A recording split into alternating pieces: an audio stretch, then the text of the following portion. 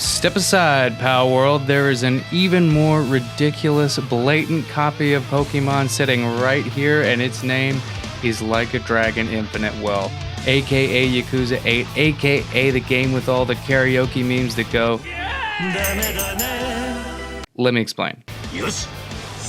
This particular Pokemon clone in question here is called Sujimon. Now, before anybody starts lining up the models of the Sujimon next to a Pikachu or a Meowth, let me just say that they're literally just dudes you beat up on the street and then convince to fight for you. Like full grown men, and they're down for it.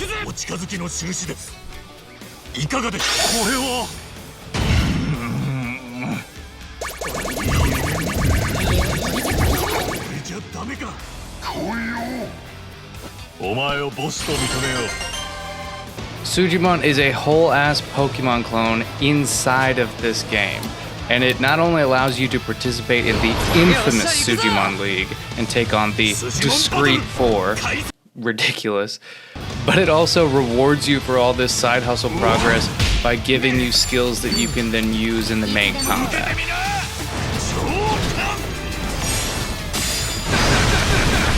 But even without that added perk, it's just plain fun and hilarious that it would come out now amidst all this Power World drama and coverage. Like, just sneakily just slip in a Pokemon clone in a Yakuza game. Like, they'll never even notice. They won't even talk about it. It's fine.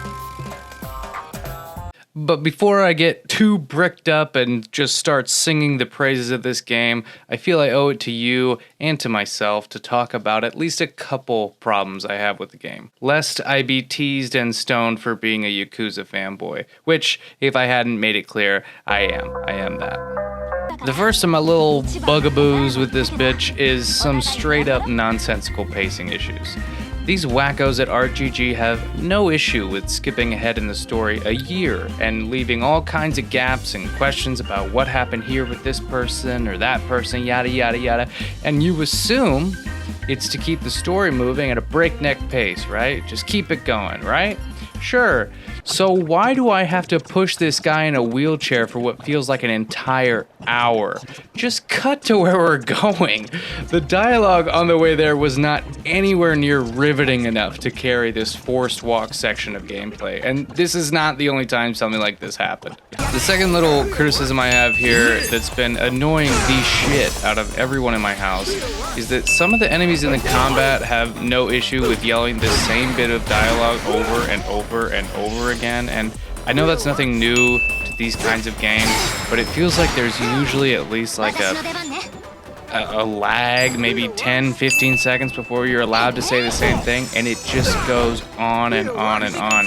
And in this specific scenario, there were more dangerous enemies that I had to kill first before moving on to this do your worst motherfucker, so I just had to sit there and listen to it over and over and over again, and I almost had to play this shit on mute.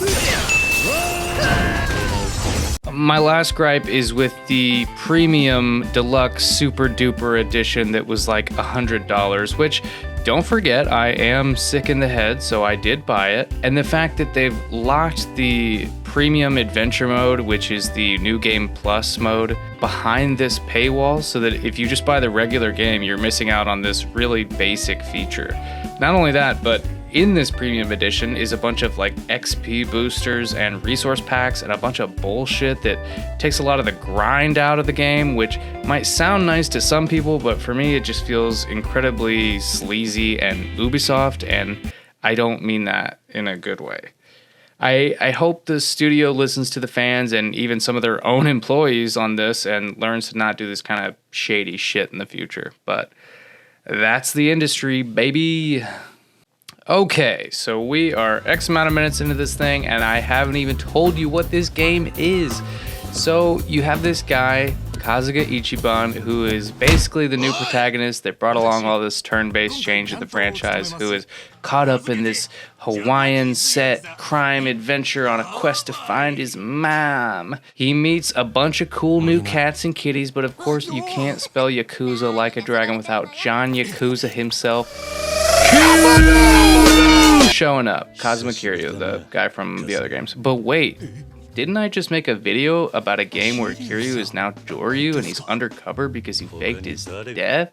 Well, who cares about that? Because this guy's got cancer now, and that means two things. One, he doesn't slick his hair back no mo, and he doesn't really mind being out in the open for everyone to see him not being dead. I don't know, he just doesn't really care that much. But beyond that, and without getting into spoiler territory, the story is just as twisty and turny and outlandish and silly as it's always been, and I am all the way here for it. My actual single greatest issue with this game is that I'm so desperate to know what's next in the story that I find myself neglecting the side content. And if you know anything about Yakuza, the side content is some of the best bits.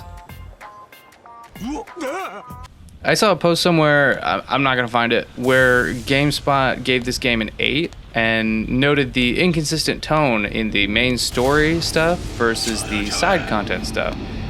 Now, an 8 is a perfectly valid rating, and I won't argue that number, but to note the inconsistency in tone in a Yakuza game is to just straight up miss the point. The inconsistency is part of the charm. 1 minute you'll be enthralled in this either insanely badass cutscene or story moment, and then the next you're playing Crazy Taxi.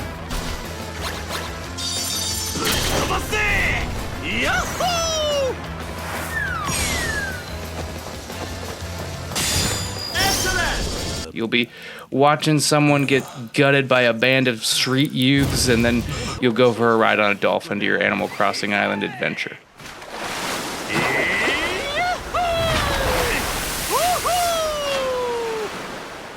If RGG's goal was for this game to be a super serious crime drama, then yeah, they absolutely missed the mark, but that has never been their goal, and what they've made here in this series and this game is something entirely different from what's out there in the RPG world right now, and I continue to stay totally impressed by that. The combat is super fun and a lot more about positioning yourself before you attack to get the most out of it, and switching up your classes or jobs is a ton of fun, and even the way you get new jobs kills me, because when you have the required stats to unlock a new one, you go to this tourist agency and they take you out for an activity like surfing or hula dancing, and your guys will be watching, and then all of a sudden they think, I could use this to beat the shit out of someone later. Oh my god, this is awesome. The combat music goes absolutely crazy, like sometimes out of nowhere just for regular Joe fights.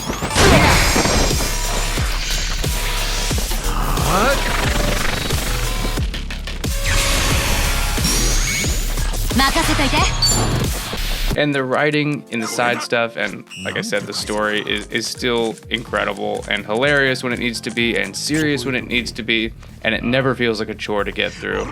And the best part is I still have so much more left of this game to experience, and that's after I've already sunk 20 plus hours into it. Listen, it may be true that I'm just a little Yakuza fanboy, but I still recommend this absolute bopper for anybody even curious about getting into the franchise. And yes, it is a bop. Oh, you got me. It's going to be another big year for games, but if you ask me, this one is going to be hard to top. Let me know in the comments or on my MySpace page or AOL Instant Messenger what you thought of the game, or what you think of my speaking voice. Is it too nasally? Does it sound natural? I don't know, just tell me. And if you want more videos, please subscribe. My goal is to reach 300 subscribers, which I believe is when Mr. Beast reaches out for a collab. Alright, bye.